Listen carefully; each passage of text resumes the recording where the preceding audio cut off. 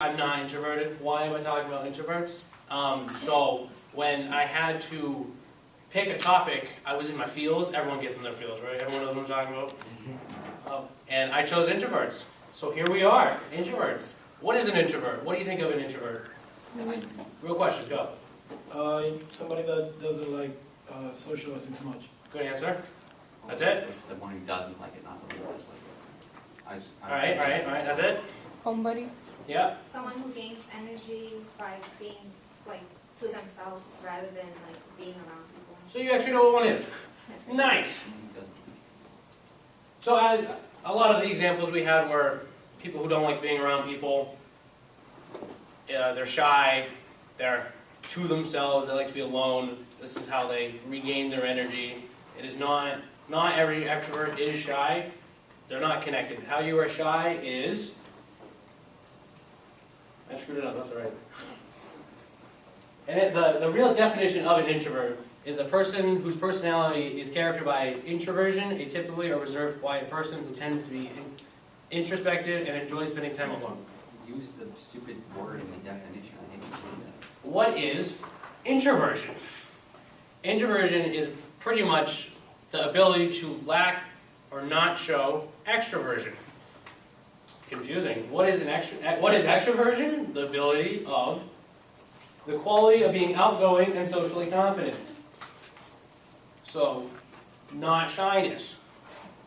Link.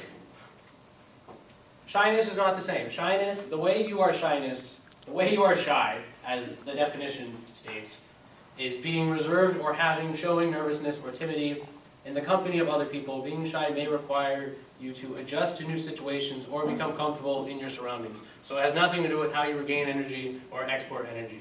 It is the actual confidence within you, that is shyness. Not the same as introvert. But you can certainly be both, and more times than not you are both. But they're not connected. Causes. This was supposed to slide, but that's okay.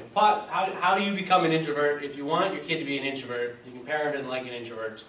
The types of education you receive, the experiences within your peers or your friends, or experiences just by yourself.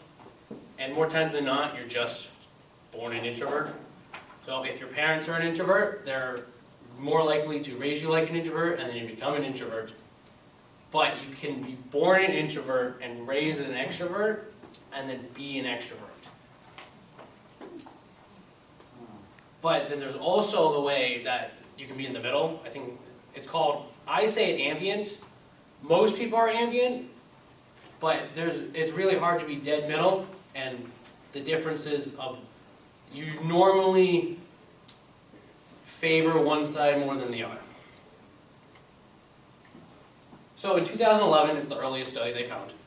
There were 4 types of main personality that they found, and one of them being social. You tend to prefer spending time alone or in smaller groups and making actual strong connections within those small groups, rather than having a big group and not making those special connections. As example, you might go out Friday, the holiday Friday night, you choose, and then you'll need the entire day of Saturday to regain your energy by yourself, because you expended it with all your close friends. Thinking is another one. Most introverts tend to be imaginary and stay within their thoughts because they can control what they see and where they are, the environment they're in. Daydreaming is very important, as I just said, because they can control where they are and what they like to see. They can take themselves out of the uncomfortable situation they're in. Anxiety. They want to spend time alone. What do you do when you have anxiety? You leave them all. I actually had this problem. It was one time. I never do it, but I just left, and then I got shunned by all my friends because I left. But that's okay, because we do what we want. As I said earlier, socially confident and awkwardness, confidence, that's shyness, but it's also connected with anxiety. Anxiety is connected with introverts. Inhibited. I've never heard this word before until I researched it. It simply means you restrain the impulse to make conflict. You would rather be restrained within yourselves than actually put yourself out there and argue, make conflicts. You tend to rather look at all the choices before a new situation than just go out there and do it. Friends are one of the biggest helps for an introvert. They have, as I've said earlier, they have a small circle of friends, and this small circle of friends is very important to them. Rather having this big group of friends that you know a little bit about, they would rather grow an emotional connection and actually have empathy. I'm losing the words. We're going to talk about some myths. Some myths. Introverts are more imaginative and creative. This has nothing to do with the actual introverted portion. It's more or less about the fact that they enjoy daydreaming, and daydreaming is connected to openness, and openness is one of the 5 traits that lead to creativity. Little fun fact. Myth part 2, in reality, introverted people benefit from close relationships. Just like other humans, it's true. It's big facts. I actually don't remember why that is a myth, so we're going to ignore that. Introverts have to try harder to be social. This is awesome, because there's a few examples of why you just can't do it. If you're homeless, just go buy a house, right? Right? No, you can't do that. That's not how life works. If you're happy where you are, why change it?